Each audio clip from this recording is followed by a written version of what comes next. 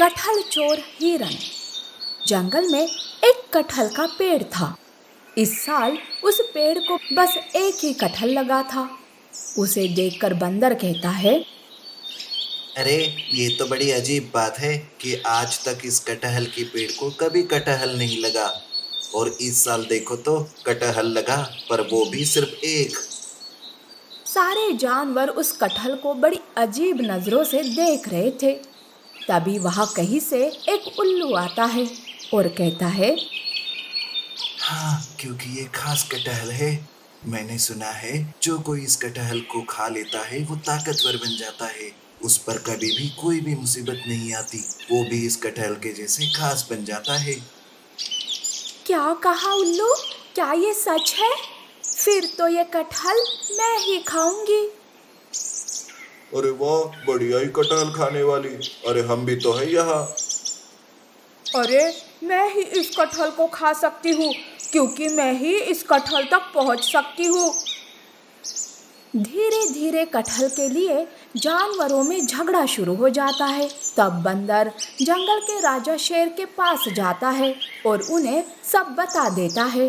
शेर जानवरों का झगड़ा बंद करने के लिए उनके पास आते हैं और जोर से दहाड़ लगाते हुए कहते हैं, बंद करो ये झगड़ा।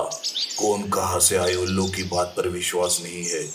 तुम आपस में ऐसे झगड़ते रहोगे तो किसी को भी नहीं मिलेगा ये कटहल। उल्लू तो वहां से गया था, पर जानवरों के मन में अपनी बातें बो दिया था।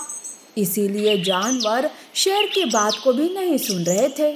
तब शेर थोड़ी देर सोचने के बाद कहता है, तो फिर ठीक है, कल तुम सबकी एक रनिंग रेस होगी। जो कोई इस रेस में जीतेगा उस विजेता को ही ये कटहल मिलेगा। ये सुनते ही सारे जानवर रेस के लिए तैयार हो जाते हैं। हिरन तो और भी ज्यादा खुश थी। वो मन ही मन सोचती है, अरे, इस रेस में तो मेरे अलावा कोई जीत ही नहीं सकता।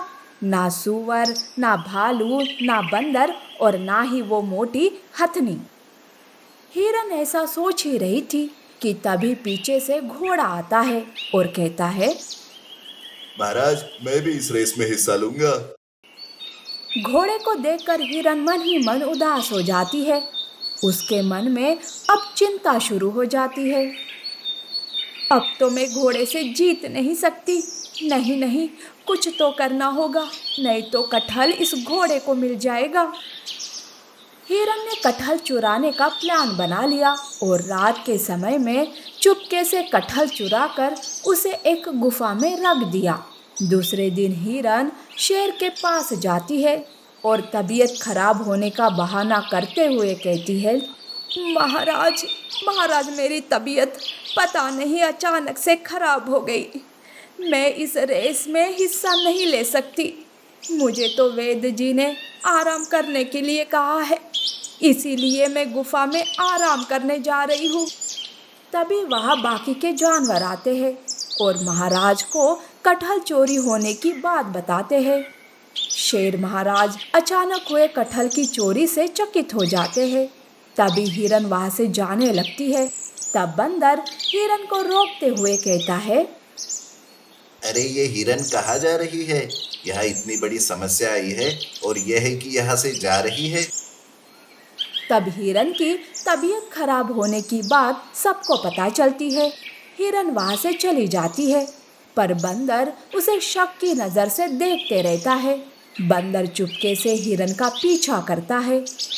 हिरन गुफा में जाती है और खुशी खुशी कहती है, मेरा प्यारा कटहल, इसे पकते ही मैं पहले खाऊंगी। मैं बनूंगी इस जंगल की सबसे ताकतवर। बड़े आए रेस लगाने वाले, अब तो ये कटहल किसी के हाथ नहीं आएगा। ये सारी बातें बंदर सुन लेता है और शेर के पास जाकर सब बता देता है। हिरन की इस चोरी से शेर को बहुत गुस्सा आता है। शेर और बाकी के जानवर हिरन के पास आते हैं। तब शेर हिरन पर चिल्लाते हुए कहते हैं, हिरन, कटहल चोरी करने की तुम्हारी हिम्मत कैसे हुई? अब तुम इस जंगल में नहीं रह सकती हो। और हाँ, ये कटहल भी किसी को नहीं मिलेगा। शेर हिरन को उसकी चोरी के लिए सजा देता है, उसे जंगल से बाहर निकाल देता है और कटहल को नदी में बहा देता है। कटहल ना हिरन को मिला और ना ही बाकी के किसी जानवरों को।